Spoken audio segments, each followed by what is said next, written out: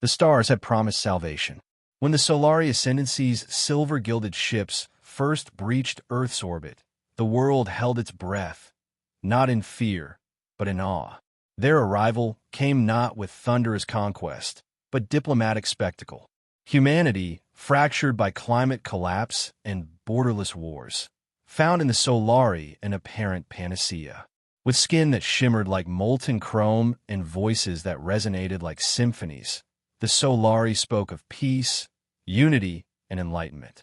They called themselves stewards of civilization, guardians of order. They claimed to guide lesser species into a higher age. Earth believed them, and it paid the price. 2 decades later, the promises lay buried beneath rubble and ash. Earth was no longer a sovereign planet, but a developmental protectorate. Flags of nations have been replaced by the gleaming golden sigil of the Ascendancy, an eye encased in an ever-watching star. Cities now pulsed with cold Solari tech. Surveillance drones filled the skies. Human leaders have been replaced by alien governors who smiled with teeth that didn't belong in their mouths.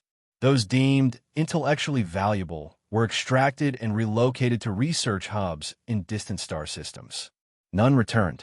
Among them had been Dr. Elias Ward. At least, that's what the record said. A breath hissed through the old rebreather mask strapped across his bearded face.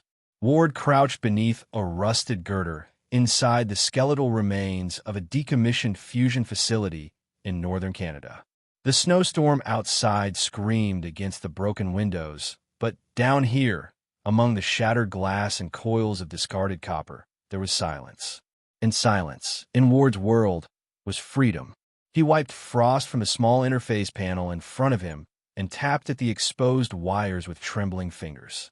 The insulated gloves were bulky, slowing his work. But he couldn't risk exposure. Not here. Not now. Come on, just a little more, he muttered. A faint pulse flickered across the interface. The screen came alive. Status: primary node rebooted. AI core reconnection initiated. Ward exhaled, a plume of breath fogging the air inside his mask. He was close. This wasn't just another scavenged processor or some salvage software from Earth's golden age. This was Erebus, the last surviving seed of pre-ascendancy artificial intelligence, developed in secret by human engineers before their labs were either repurposed or erased. Ward had helped design its framework years ago, back when he believed the Solari could be partners, before he'd realized they were prison wardens cloaked in starlight. He plugged a thin neural interface cable into the port at the base of his neck. Pain flared, then connection. The world blurred. His consciousness funneled into a digital tunnel of light and sound. He passed layers of corrupted data, ancient firewalls, and tangled strands of security algorithms like spiderwebs decaying in space. Then, a voice. Identity recognized. Dr. Elias Ward. Protocol Sigma Red engaged. You're still in there, Ward whispered. Erebus unit online. Parameters stable. Awaiting directive. Ward hesitated. What he was about to say couldn't be unsaid. Project Phoenix. Initiate Phase 0. Confirmed. Phase 0 initiated. Secure uplink pending. Establishing encrypted relay network. He blinked out of the stream, disconnecting from Erebus, his head throbbing as the real world surged back. Outside, the wind howled. The cold reminded him he was still flesh. Still vulnerable, but not powerless. 300 kilometers south, deep beneath what had once been Ottawa's Parliament buildings, Director Holleth of the Solari Ascendancy observed Earth through a glass wall that overlooked a series of holographic displays. The Solari, unlike humans, didn't age. Or if they did, no one had ever seen it. Holleth stood tall, cloaked in flowing golden robes that shimmered with woven circuitry. His eyes, twin spheres of bioluminescent white, scanned a series of alerts flickering across the display. A red anomaly blinked into view. Unauthorized signal detected, one of his sub-governors reported. Origin point triangulated to Quadrant 4B, former fusion site Alpha 9. Holleth's gaze narrowed. Human signature? Likely. Encryption matches suppressed Terran technology. Pattern unknown. Holleth turned. Sent a retrieval squad. Discreetly. No public disruption. The subordinate bowed. As you command. Holliff returned his eyes to the map. Humans were proving restless. Back in the ruins, Ward sealed the AI node inside a portable containment shell and slung it into his weather-beaten satchel. He emerged from the facility into a storm of snow and biting wind. The jagged Canadian skyline, now a skeletal echo of its former self. Once, this land had pulsed with promise. Now it bore only scars. As he trudged through knee-deep snow, memories surfaced. Once this facility had been a beacon. It had powered an entire province, its research staff pushing the boundaries of fusion safety, clean power, and climate reversal. He had stood in its control tower during a sunrise that painted the sky with fire. He had kissed someone there. She'd been taken, too. The wind tore at him, but he pressed on. Survival was no longer his only goal. He reached a shallow ice cave nestled beneath a ridge and ducked inside. There, in the dim blue light, he activated his encrypted transmitter. A small, blinking light confirmed transmission. Across Earth, deep in the shadowed corners of colonized cities, the signal reached hidden ears. In an abandoned subway beneath Sao Paulo, a former diplomat picked up the signal and decoded the message. The Phoenix rises. In the Outer Rim colonies on Europa, a smuggler intercepted the transmission through a modified comms relay, eyes widening as she read the embedded instructions. On Mars, a group of students disguised as laborers huddled in a cargo bay, hearing Ward's voice for the first time. You are not alone. You are never alone. We rise together. Across forgotten corners of Earth and beyond, whispers sparked. Project Phoenix was no longer a ghost. It had taken shape, and in the silence that followed, the universe shifted, not with thunder, not with fire, but with a whisper of revolution. It began with a name, encrypted and transmitted via a signal too ancient for Solari systems to track. Project Phoenix emerged from the shadows of resistance folklore into verifiable reality. No longer just a myth whispered in back alleys and encrypted forums. It had a voice, a vision, and, most importantly, a leader. Across the Solari-occupied zones of Earth and its outer colonies, scattered resistance cells blinked to life like dying embers reignited by the breath of a long-lost fire. In Sao Paulo, nestled in the crumbling husk of a subterranean maglev station, Juno Reyes knelt before a table cluttered with crumpled datapads and jury-rigged circuitry. Her long braids were tied behind her in a crimson knot, and her fingers danced over the controls of a salvage decryption terminal. She had once been a Solari-trained diplomat, an Earth liaison who had believed, for a time, that coexistence was possible. That was before she saw what the Ascendancy did to dissenters. Signals clean, she murmured, eyes narrowing. Direct from the source. It's him. Ward, asked the man across from her, a rail-thin mechanic named Holliff, whose face bore the burn scars of a failed Solari reactor. He's real. Juno nodded slowly, replaying the transmission. Ward's voice crackled with urgency, filtered through layers of analog encryption. To those who still resist, you are not alone. Project Phoenix is live. Await phase instructions. We rise together. It was all they needed. A name, a plan, and the ghost of hope. Scramble the others, Juno said. We're back in the game. On Europa's cold moon, within a hangar buried beneath the frozen surface, a woman known only as Syl leaned against a crate of stolen fusion cells. She wore a patched flight jacket over a thick exosuit, her boots stained with lubricant and blood. A smuggler by trade, Syl had spent the last 5 years dodging Solari patrols and ferrying forbidden tech between resistance enclaves. Now, her terminal blinked with the signal, Ward's voice echoing through layers of static. She let out a low whistle. So the bastard alive. Thought they fried him in the labs. Beside her, her pilot, a 4-armed Kasuri named Toth, clicked his mandibles in amusement. Humans are hard to kill, he said, voice like gravel.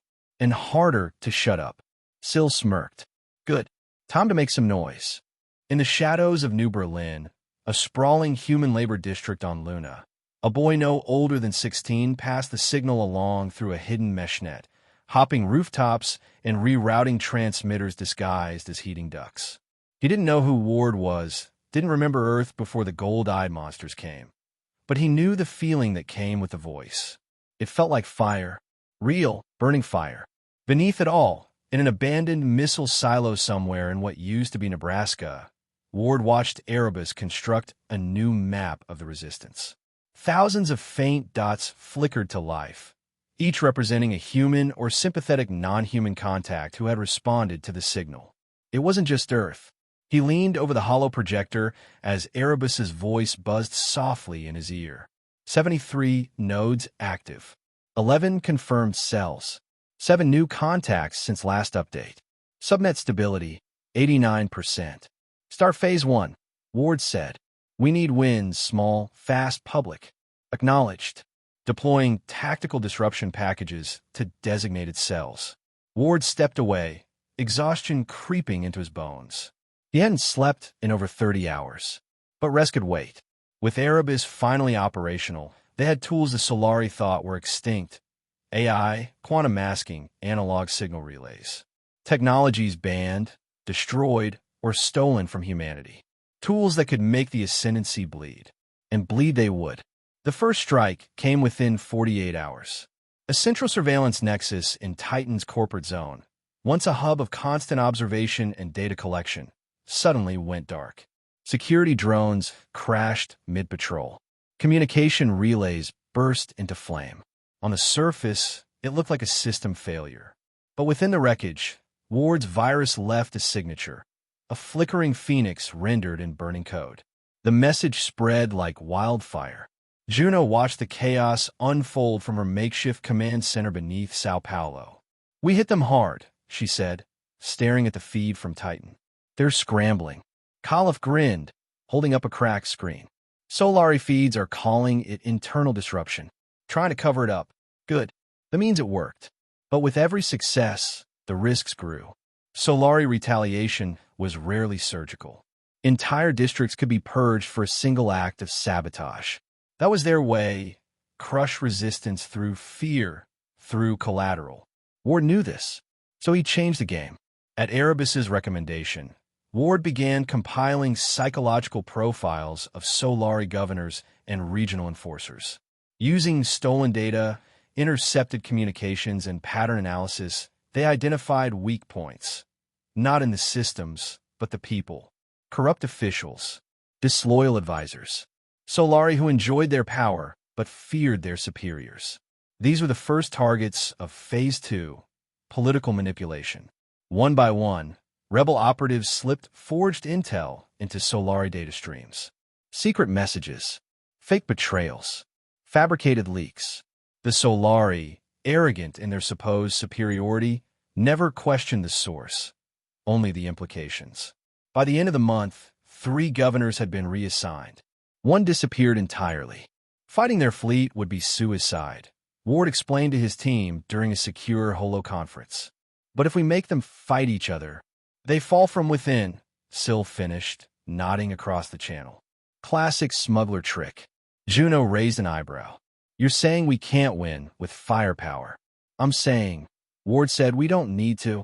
In a deep chamber of the Solari Central Archive, Director Holith stood motionless as reports filtered in, fragmented, inconsistent, and increasingly troubling.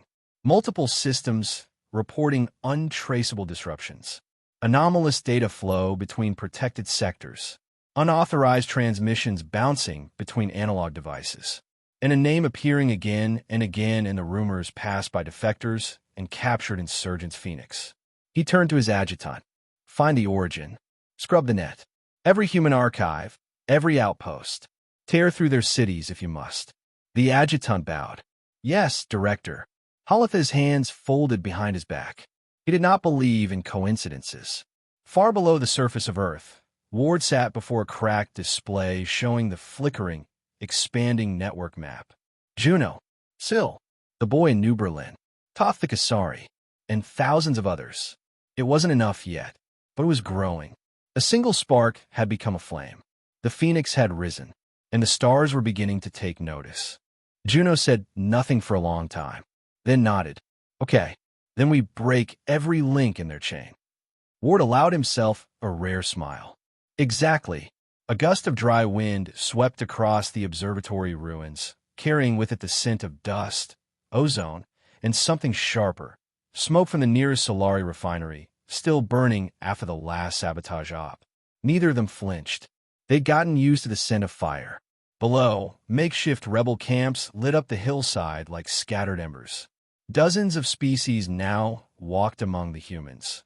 Kavari warriors trading weapons with Martian-born engineers, a Drell artisan helping repair a damaged drop shuttle, a group of Jatu children watching stars with wonder for the first time in their lives. There was fear, yes, but also something else. A pulse. Erebus pulsed through the old Terranet relays, guiding small resistance cells with precise, AI-optimized precision.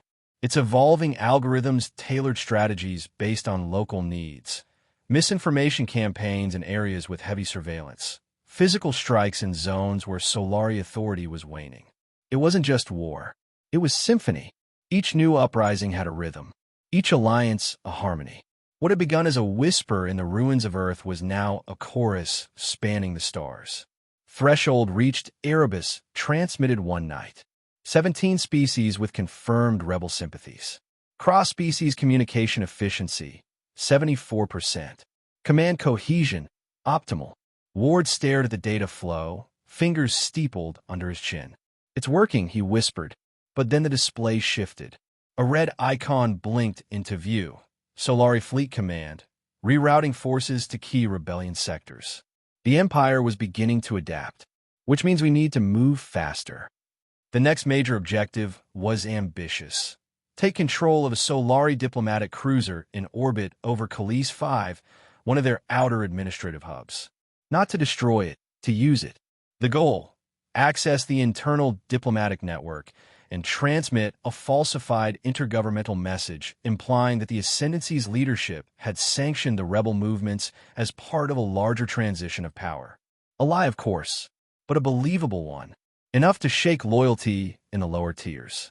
Enough to create fractures. Sill's voice buzzed through the encoded comms just before the mission. "Still can't believe you're going to board one of their damn Peacock ships. Those things are solid gold." "Their arrogance made manifest," Juno replied, "which is why we're using it against them." Ward checked his pulse weapon, then nodded to the others in the drop team. 8 rebels, 5 species, all silent professionals. The mission would be short and brutal, and it was. They breached the cruiser's lower deck using a stealth piercer retrofitted with old Earth drill tech. The ship's defense AI never even activated. Erebus had looped the internal sensors 30 seconds before entry. 6 minutes of combat. 22 Solari staff incapacitated. 1 ambassador dead.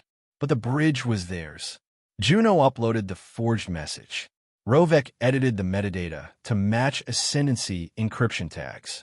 Erebus inserted false authorization codes pulled from Halitha's personal archives weeks prior. And just like that, a message appeared across half the Empire. The restructuring begins now. Transition of planetary authority is underway. Regional governors prepare compliance protocols. Panic, confusion, doubt. Across dozens of worlds, local Solari agents halted their campaigns, unsure of their orders. Some rebel groups took this as an opportunity to push harder. Others waited. And within the Ascendancy's central command, paranoia bloomed like wildfire. In his high tower aboard the Solari capital station, Director Halith watched the ripple effect with growing fury. He knew Ward was behind it, but knowing wasn't enough. "The humans want a war," he said coldly, speaking to his inner circle. "We will give them an extinction." He activated Project Celestis, a failsafe designed not to maintain order, but to cleanse rebellion worlds with stellar-engineered plasma storms. A last resort, a genocide protocol. It would take time to activate, but Halith had time.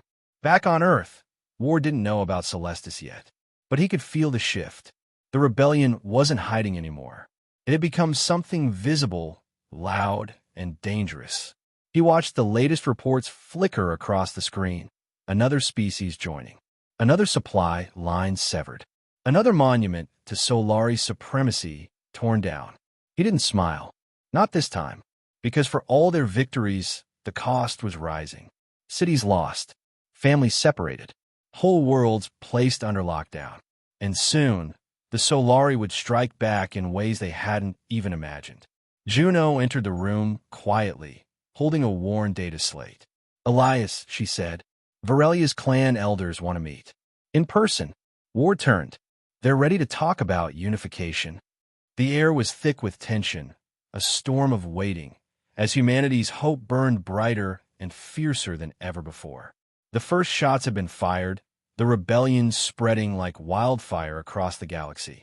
But in the shadow of that fire, a far greater threat loomed. The Solari Ascendancy had learned of the rebellion's true scope, and they were not about to let it go unchecked. Dr. Elias Ward sat in front of a half-broken console, his fingers hovering over the keys. His eyes were bloodshot, his body weary, but his mind was sharp. The rebellion was growing, sure, but the Solari weren't stupid. They would retaliate with all the force they could muster.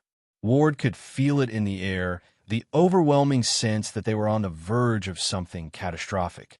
"I don't like this," Juno said, stepping into the room with her usual measured grace. Her face was drawn, the exhaustion visible despite her usual composure. "Something's coming. I can feel it." "You're right," Ward muttered, not looking up. "The Solari are preparing a counterattack.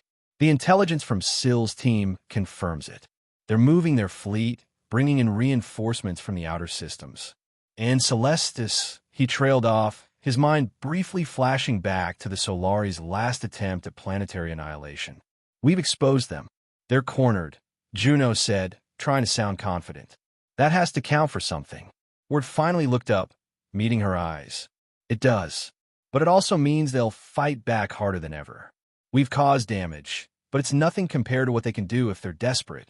Aboard the Celestian, the Solari flagship, the mood was one of controlled chaos.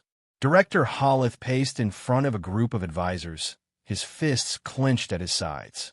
The rebellion had taken too much ground too quickly. Entire sectors of the galaxy had fallen under rebel control. The planets once bound to the Ascendancy were now openly questioning their leadership. The war had taken a sharp turn. "The Phoenix is real," Holleth said, his voice cold but filled with uncharacteristic rage. "That human, Ward, he's manipulating everyone. He's pulled an entire species. The rebellion isn't just a handful of insurrectionists anymore. It's a full-scale movement. And it's spreading. We've underestimated them." A subordinate, an older Solari with the insignia of military command, spoke up. "Director, we have to retaliate. Not just with force, but with fear. The rebellion needs to understand what happens when they push the Ascendancy too far." Holleth's eyes flashed with understanding. He wasn't about to let humanity think they could destroy the Empire. The Solari had fought too long, built too much, to fall to a handful of insurgents. "Prepare the Celestis Protocol," he ordered. "Activate the weapons. We're going to remind these rebels exactly who they're fighting." Back at the Rebel Command Center, Ward and Juno were monitoring the latest reports. Sill's encrypted comms had confirmed their worst fear. The Solari were mobilizing their fleet, gathering reinforcements at an unprecedented scale. It was no longer just a battle for Earth. It was a battle for the galaxy. "They're coming for us," Juno said, her voice low. "Not just Earth, not just our fleets, everything. They'll burn it all." "We're not just fighting for Earth anymore," Ward replied, his fingers tapping rapidly on the console as he tried to process incoming data. "This is about every world they've destroyed, every species they've crushed under their boot. We can't back down now." "We won't," Juno said firmly. "But the rebellion can't stand alone. We need to spread the word, coordinate with every cell. If we want to hold our ground, we need everyone." Ward paused. The weight of the words hung in the air. "It's more than just holding ground. It's tearing down the Ascendancy from within." He turned to the display. New coordinates flickered on the map, planets marked for assault, rebel factions positioned for defense. "Prepare for a full-scale defense," Ward ordered. "Everyone's in position. If the Solari want a war, we'll give them one." On the edge of the Solari fleet, in the cold reaches of deep space, a small rebel ship, the Phoenix's flame, slipped through the shadows. The ship was barely a match for the dreadnoughts that moved in formation around it, but its value wasn't in firepower. It was in stealth. Syl sat in the cockpit, her eyes fixed on the glowing coordinates ahead. "We're not winning this with brute force," she muttered. "We need to make them bleed." Toph, her Kasari co-pilot, hissed in agreement. "Take down their leaders. Break the chains. We break their command structure. We break their will to fight," Syl said, pulling up the holographic map of the fleet's command center. "We get close to their high command, drop in, disable their communications, make them panic." As the rebel fleets prepared for the battle to come, Ward's eyes never left the holographic display.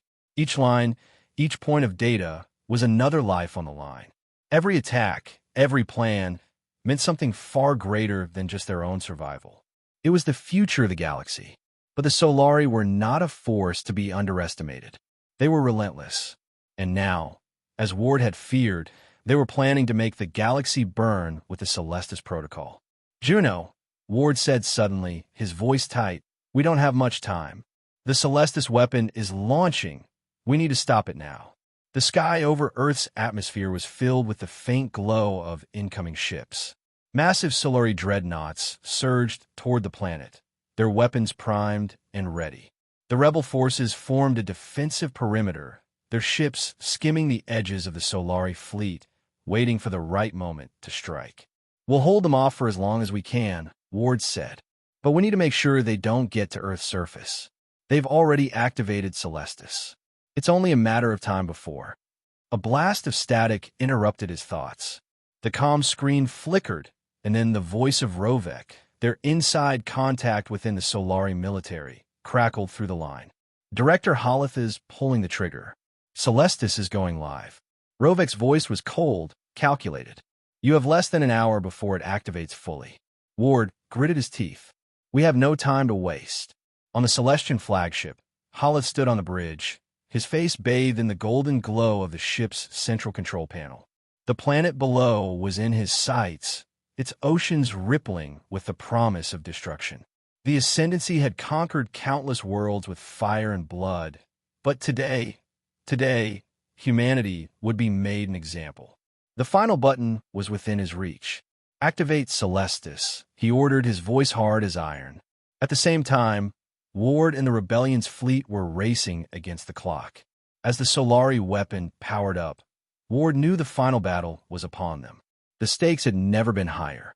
The rebel ships moved toward the Solari flagship with a singular goal: to disable Celestis before it could be unleashed. "Strike now," Ward shouted. The war for the galaxy had truly begun. Humanity had been on the edge of extinction before, but this time, the flames were far more dangerous. Ward's plan was audacious, desperate, and brilliant. If they failed, Earth would burn. The rebellion would be swept from existence, leaving the Solari Ascendancy unchallenged for centuries to come. But if they succeeded, it would be the end of an empire. The attack on the Solari fleet began with a ripple, small and seemingly insignificant. The rebellion's forces were outmatched in sheer firepower, but they had something the Ascendancy could never anticipate: unpredictability. Ward stood at the command center, watching the holographic map of the Solari fleet position flicker in front of him. His team was scattered across various rebel ships, now fully integrated with forces from Kavari, Drell, and several other subjugated species who had pledged their loyalty to Project Phoenix. The strike had to come from within. "What's the status on the fleets?" Juno asked, her voice tight with focus. The plan hinged on everything going right. If anything faltered, the rebellion would fall apart, their fleets shattered by the Solari's superior might. "Their capital ships are in position for the strike on Earth," Syl reported from her location on a stealth shuttle. "But we've hacked their command network. The AI is running interference on their targeting systems. We're about to hit them with everything we've got." Ward nodded. "Not everything. Just enough." The Solari flagship, Celestian, was a towering monstrosity of sleek, golden armor and incomprehensible technology. The warship's main cannon was designed to deliver planetary sterilization, a force of destruction unlike anything human engineering had ever conceived. Its power could obliterate entire cities with a single shot. And yet, as Ward watched from the rebel command center, it was something much more fragile than it appeared. In the chaos of the rebellion's internal sabotage, Ward had slipped a virus into the Celestians' central systems, a rogue program designed to undermine its strategic capabilities. It would allow them to slip past the ship's outer defenses, confuse the AI's targeting protocols, and disable its most dangerous weapons. He turned to the screens. "Initiate Phase 3, he said, his voice calm but laden with purpose. A series of codes flashed across the display, commands filtering into the fleet's comms. Rebel ships, disguised as Solari patrol crafts, shifted into position around the Celestian. The fleet was ready. Ward's heart beat faster as he felt the familiar rush of adrenaline. This was the moment. Then, the world went dark. The room's emergency lights flickered on as a massive shockwave rattled the ship. The console screens glitched, static screeching through the comms. Ward's mind raced. He had anticipated the Solari would fight back, but this... Celestis, Juno muttered, eyes wide as the realization hit her. The Solari had launched their final weapon.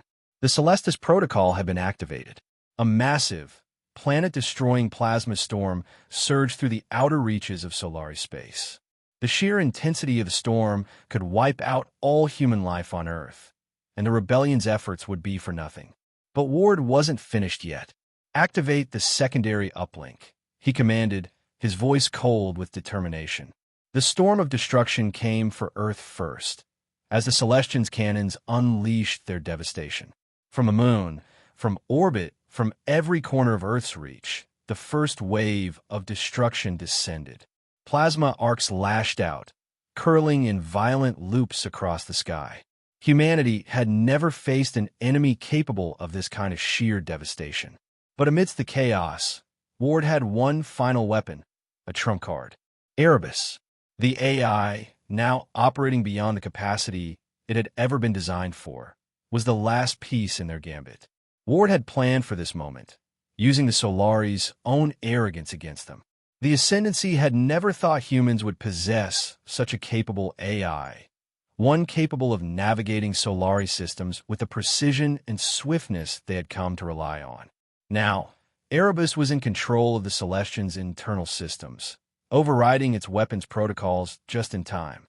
The primary weapons were disabled, and the core targeting systems, once locked onto Earth, now saw only an empty void.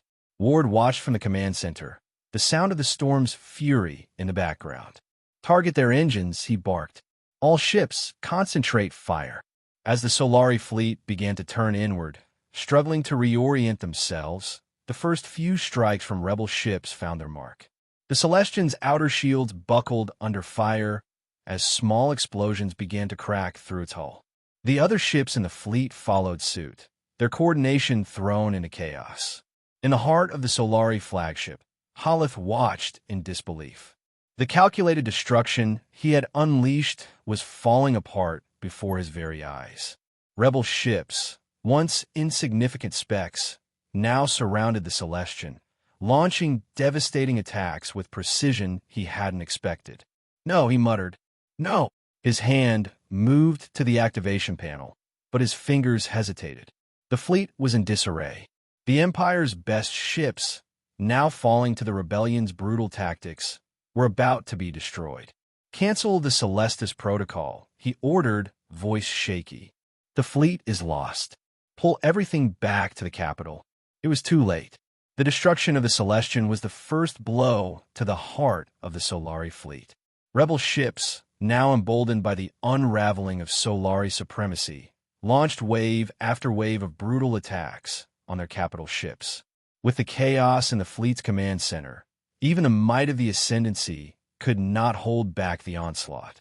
Back on Earth, the final moments of the battle unfolded in a surreal silence. The celestial storm that had once promised to wipe out all human life was slowly dying out. The Celestian, the symbol of the Solari Ascendancy's unyielding power, was reduced to a broken carcass drifting through the void. Humanity had survived, and the Ascendancy? It was falling. The galaxy trembled, held captive by a single, burning truth. The Solari Ascendancy, once an unstoppable force, was crumbling. And as the final reckoning approached, there was no going back. Earth, once the cradle of human civilization, now stood at the edge of oblivion. The sky above was streaked with fire, the air thick with the heat of burning stars.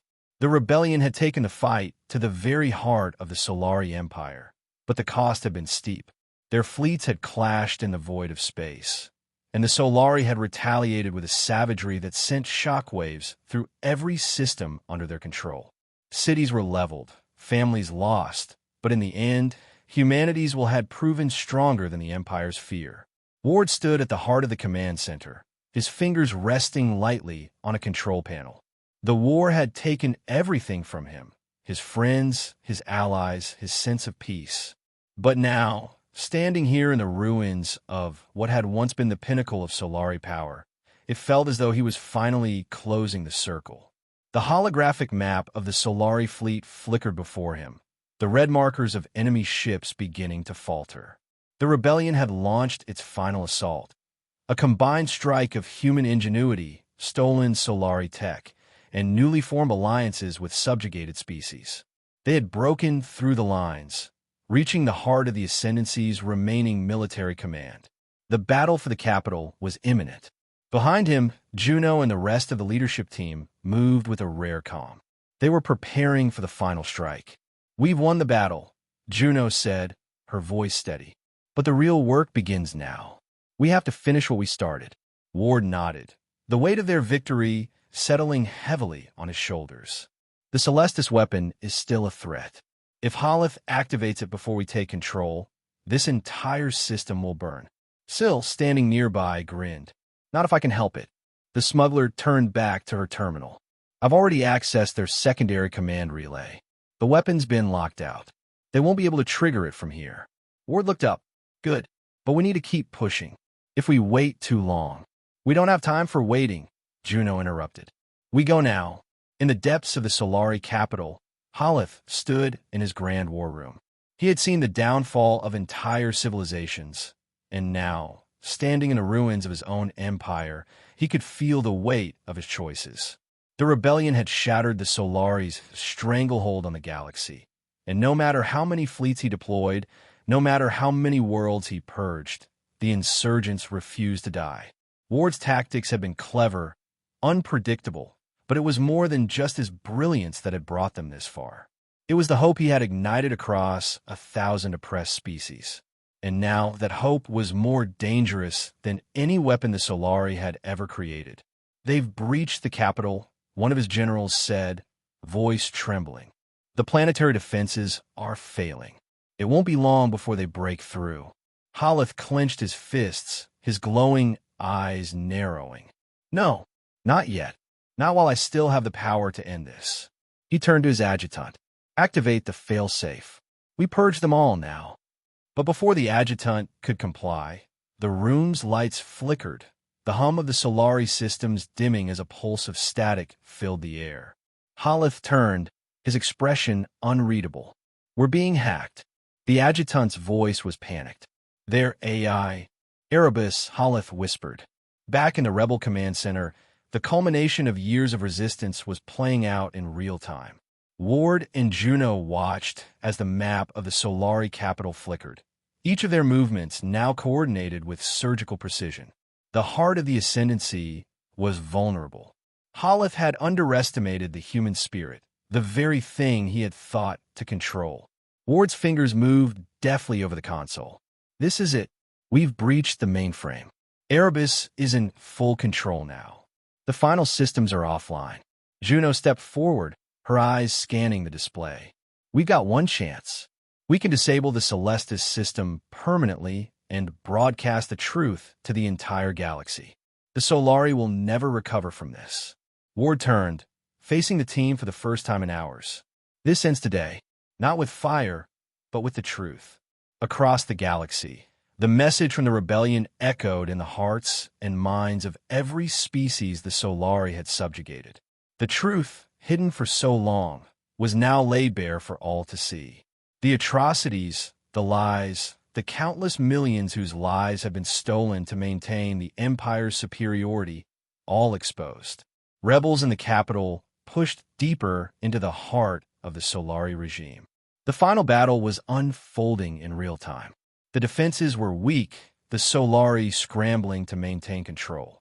The fall of their empire was no longer a question of if, but when. Haleth, seeing the writing on the wall, knew he had lost. His empire was crumbling, his fleets shattered, and the Celestis weapon, once a tool of unimaginable power, was now little more than a relic of a dying regime. He stood in the control room of the Celestian, the capital ship that had once been a symbol of Solari dominance. Now it was an empty husk, its weapons silenced, its shields down. There was nothing left. Activate it. Haleth ordered once more, his voice cold. Activate the failsafe. But as he pressed the final button, nothing happened. Erebus had overridden the command, locking down the system permanently. The Solari were finished. Ward and Juno stood together, watching the broadcast as the final moments of the Solari Empire unfolded on every screen across the galaxy. The truth was out there now. The rebellion had succeeded. Humanity had survived, and so had every species the Solari had oppressed.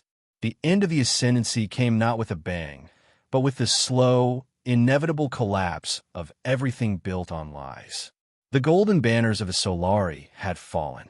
Ward and Juno stood at the edge of the broken city on Earth, watching as the first rays of sunlight in years began to pierce the clouds. The destruction, the loss, was undeniable. But amid the ruins, there was something new growing. Hope. Is this what victory feels like? Juno asked softly, her voice barely above a whisper.